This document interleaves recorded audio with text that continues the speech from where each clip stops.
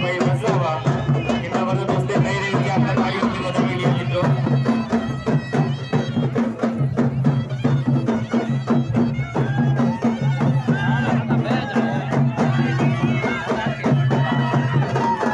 આપણને બે તિજોરી કન્યાદાન સ્વરૂપે મળેલી છે.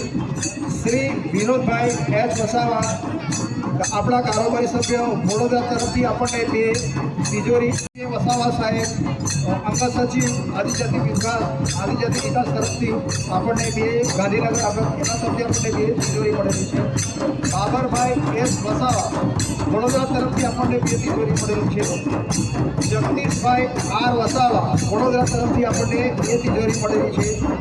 કેડી રૂપારેલ વડોદરા તરફથી આપણને બે તિજોરી મળેલી છે.